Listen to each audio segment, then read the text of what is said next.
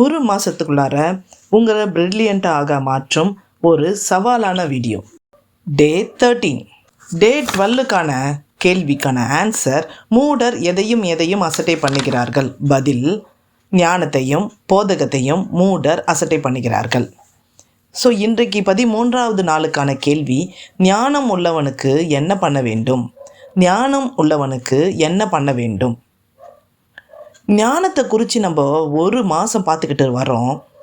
இந்த ஞானத்தை குறித்து பேசுகிறோம்னா இந்த வசனத்தை சொல்லாமல் இருக்கவே முடியாதுங்க.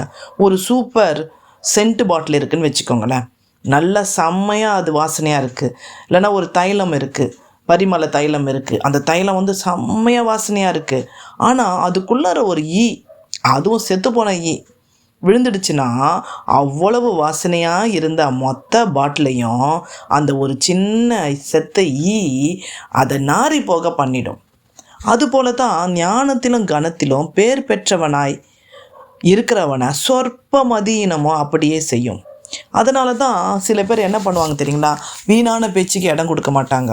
வெட்டி பேச்சு, கேவலமான பேச்சு, மற்றவங்கள குறை சொல்கிற பேச்சு, குற்றம் கண்டுபிடிக்கிறது, குத்தி பேசுறது, இதெல்லாம் பண்ண மாட்டாங்க. ஏதேனும் ஃபங்க்ஷன், மேரேஜ், பார்ட்டி ஏதேனும் போர்த்துனா கூட இவங்களை அப்படியே தனியாக என்ன பண்ணுவாங்க, ஐசோலேட் பண்ணிக்குவாங்க.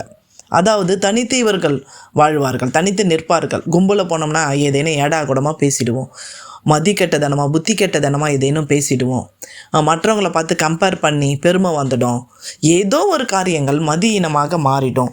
அதனால் என்ன பண்ண மாட்டாங்க, கும்பலாக போக மாட்டாங்க, சபைக்கு கூட கும்பலாக நிற்க மாட்டாங்க, கும்பலாக போக மாட்டாங்க.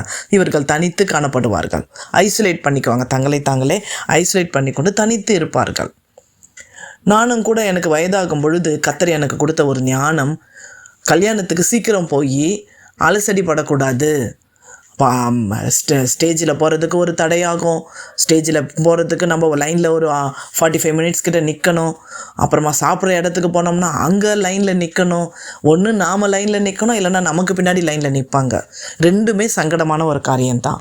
ஸோ இதெல்லாம் அவாய்ட் பண்ணணுன்னா எனக்கு கர்த்தர் கொடுத்த ஒரு ஞானம் என்னென்னா, சூப்பராக ஒரு ஞானத்தை கொடுத்தாரு. லேட்டாக போகிறது.